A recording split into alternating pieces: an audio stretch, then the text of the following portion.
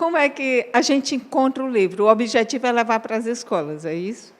Também para as escolas, eu acho que é um bom produto para as escolas debaterem, né, construírem conhecimento sobre esse tema, né, o tema da intolerância, de aceitar as diferenças, é bastante interessante. Esse livro já foi lançado em Portugal, ele será distribuído por essa editora Chiado nos países de língua portuguesa, primeiramente, né, mas também já tem encomendas em outras línguas. Aqui no Brasil, o lançamento é dia 31, agora, 31 de agosto, na Entre Livros, aqui em Teresina, que fica na Dom Severino, um projeto lindo do Leonardo, que é o livreiro talvez mais lutador desse estado, né, pelos autores aqui do Piauí. É um projeto chamado Raio de Sol, tem contação de história, tem tudo, e esse livro será lançado durante esse projeto Raio de Sol, no dia 31. E eu acho que vale a pena também um registro que eu tenho feito sempre, que o livro não é só meu. Eu escrevi a história, imaginei todas as situações, mas a ilustração do livro, que também muito linda, certamente merecia o prêmio, né, da Aline Santiago, que é daqui do Piauí também, uma menina ainda, né, quer dizer, é mãe do Theo. É menina, mas já é mãe do Theo, né? Eu sou mãe do João, sou mãe da Maria, sou mãe da Laura, ou mãe não, sou pai também, né? Mãe e pai. Então, é bem criança redonda. E a Aline fez a ilustração deste livro de forma, assim, muito inteligente, entendeu a ideia, conseguiu captar toda a essência da história que a gente quer passar. Para quem não está em Teresina, para quem está em outros lugares, esse livro está à venda em todas as principais plataformas digitais, desde a Amazon, Cultura, praticamente todas as livrarias digitais estão vendendo este livro também para tablet, enfim, ele está bastante difundido também na internet. Professor Gessé, na era digital, se dá muito cedo um tablet para uma criança. Incentivar a leitura se torna um desafio, a leitura na infância. Se torna um desafio. O desafio maior nem é só a incentivar, não é só incentivar a leitura, né? Tem uma coisa mais profunda ainda que a gente precisa refletir, precisa buscar, né?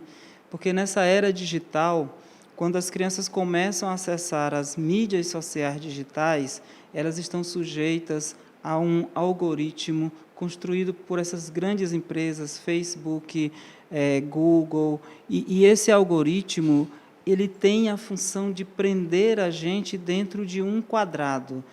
Preste atenção quando você acessa um vídeo do YouTube ou de qualquer outra mídia social, mas especialmente no YouTube ele é bem mais severo. Você acessa um vídeo e aquele tema passa a ser o tema prioritário da sua timeline.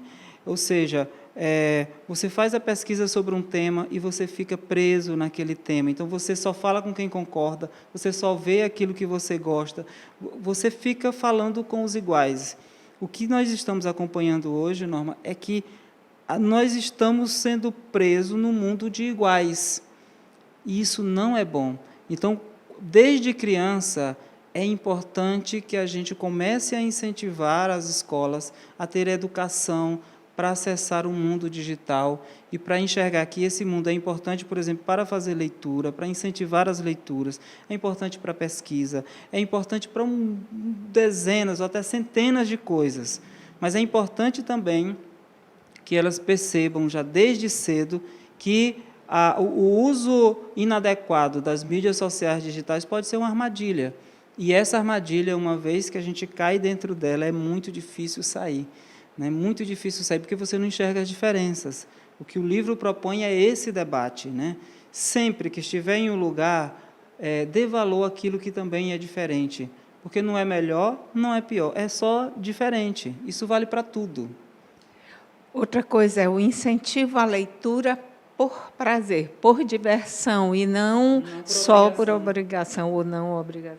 O incentivo à leitura ele é importantíssimo. E ele tem que começar por prazer. Certamente, em algum momento da vida adulta, ele vai ter que ler por obrigação. Vai ter que fazer um trabalho científico, ou o que seja, mas tem que começar por prazer. Tem que começar por aquilo que a criança quer ler. Ah, não, eu quero ler o gibi, põe ali. Se for adequado para a idade. incentiva aquela leitura. Ah, mas isso é muito simplesinho. É aí que começa. Incentiva qualquer leitura, bula de remédio. Se a criança quiser ler, dê a bula de remédio para ler, né? Ler placas, sabe? E aí não só aprender a ler textos escritos, mas aprender a ler as imagens, aprender a ler a televisão, aprender a ler o mundo que está aí em volta. Tudo isso é importante, né? Isso não tira a importância da leitura de livros, né? O livro, tanto faz ser o livro em papel, o livro impresso, quanto o livro também online, ou o livro digital, é o livro. Então, incentivar a leitura é um passo importantíssimo para a gente plantar liberdade para o futuro, né? Eu acho que essa geração nossa ela já está meio comprometida. Vamos investir nas novas gerações, investir nas crianças, para que quando elas cresçam, elas tenham atitudes bem diferentes dessas que a gente está acompanhando hoje, né, no mundo. Então, faça o convite para quem quiser participar do lançamento do livro e como poderá ser feito se alguma escola tiver interesse de levar, como é que ela deve fazer? Então, primeiras escolas, se alguma escola tiver interesse em ter o livro, liga para 99843-4326, 99843-4326, vai falar com Cristiane, ela está todos os passos, ela encaminha. E o lançamento é dia 31 de agosto, na livraria Entre Livros, que fica na Dom Severino, é bastante conhecido, vai Nossa Senhora de Fátima, dobra, já enxerga logo a livraria.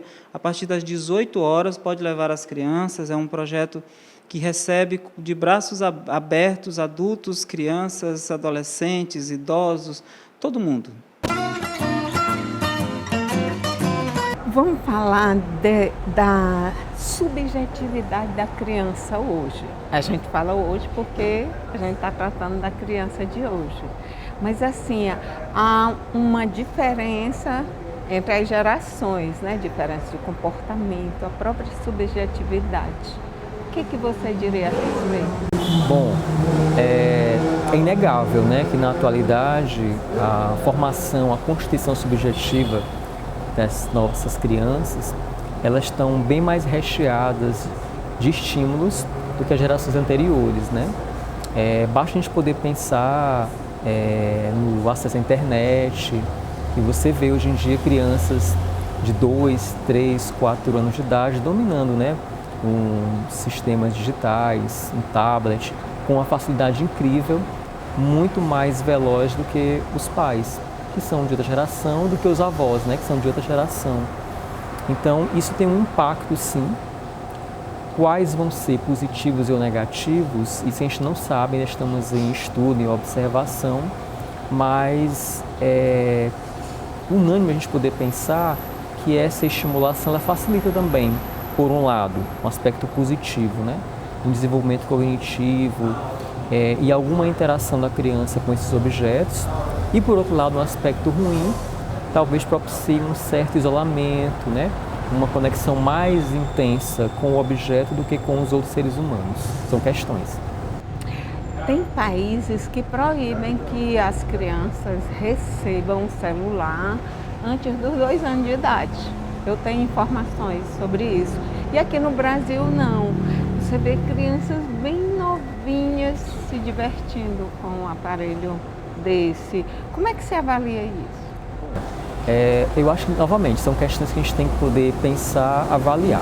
A criança muito pequena, ela ainda está em processo de maturação neurofisiológica, né? O cérebro não está pronto. Então, dizer que esse instrumento, né, um tablet, qualquer sistema desses digitais, ele colabora para um melhor desenvolvimento ou para problemas, né, digamos assim, a gente não tem ainda condições de afirmar isso. O fato isso a gente não pode refutar, que na atualidade, a nossa geração atual, né, as crianças que estão nascendo agora, que já vêm, né, de alguns anos também, já estão, a geração 2000, vamos chamar assim, elas têm acesso mais facilitado a essas tecnologias, essas ferramentas. Então, isso faz parte do cotidiano delas, mas também tem feito parte do nosso cotidiano. tem feito parte também, a geração dos idosos agora também está mais se aproximando disso, não é? A grande questão, talvez, que você está me perguntando, eu estou entendendo dessa forma, é quais são os efeitos disso, não é? Pode ser bom? Eu acho que tem aspectos bons e positivos. Pode ser ruim? Também tem aspectos ruins. E aí a gente já pode destacar questões ligadas à ansiedade e a quadros depressivos, né? Onde, por exemplo, você manda mensagem, isso jovem mesmo, né? Para o colega de escola, ou para o pai e a mãe, ou algum amigo, e a resposta, não sendo imediata, causa uma aflição. E aí, eu não responder imediatamente ao outro do que ele está me solicitando, é um entendimento para o jovem de que o outro não me ama. Então, assim, abre toda uma fresta, abre toda uma problemática que geradora de ansiedade, mal-estar, tristeza, quadros depressivos. E aí, assim, é um ponto que a gente pode e deve questionar, que não se trata ou não deve se tratar dessa forma. E aí, relação pais e filhos, né, relação de amizade e outras, não podem estar pautadas só no imediatismo. A gente tem que, a outra pessoa de repente não está disponível, está estudando, está trabalhando, está fazendo a comida, sei lá, alguma outra coisa. Não é porque não quer me dar atenção na hora. E falando de comportamento, nós saímos de um modelo de educação repressora, eu, por exemplo, tive essa educação, para uma de permissividade, onde a criança não ouve não, onde ela pode fazer o que ela quer, onde é bonito quando ela grita, quando ela se impõe. Como é que você avalia isso na sua linha de psicanálise? Bom, parece uma linha de extremos, né? Que você narra.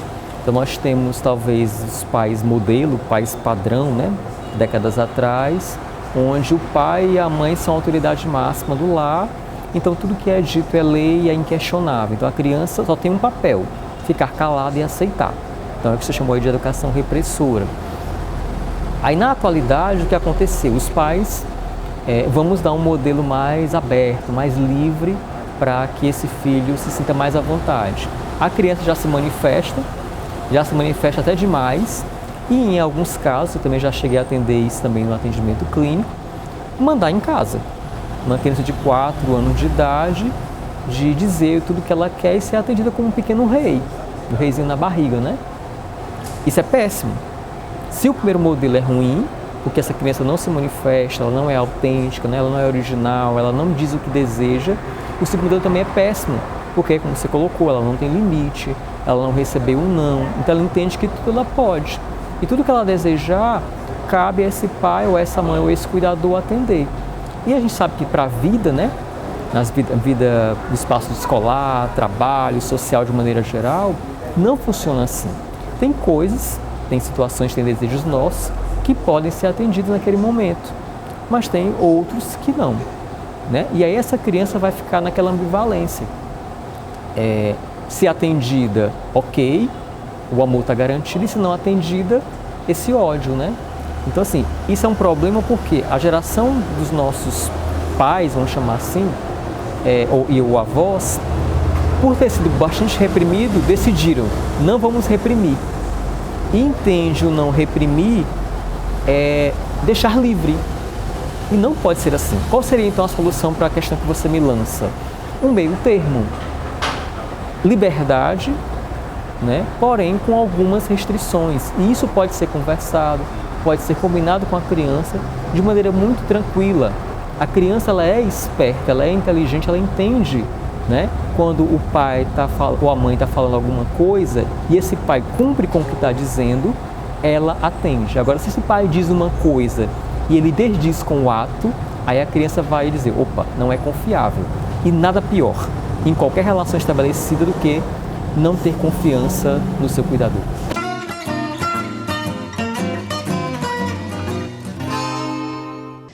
Eu a sereia cantar, pescador que voltou, e numa noite de lua, eu a sereia cantar. Viu e ouviu o lindo canto de Iemanjá, que diz assim: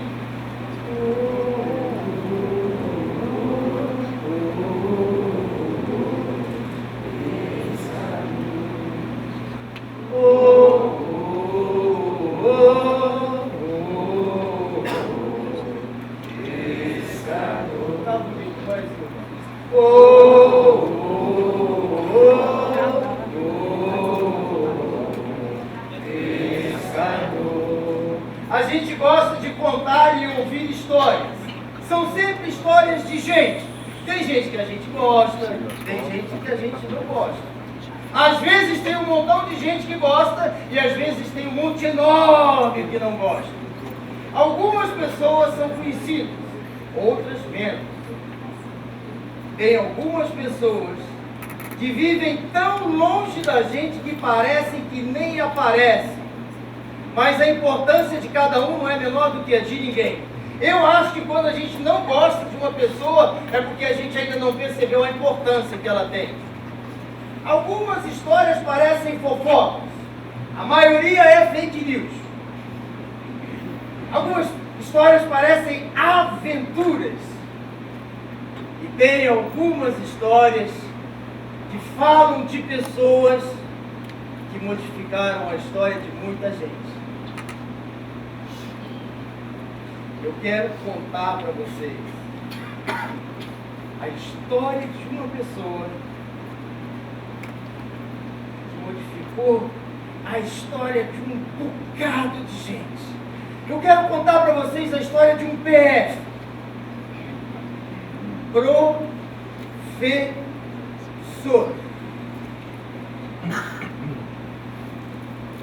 O professor e educador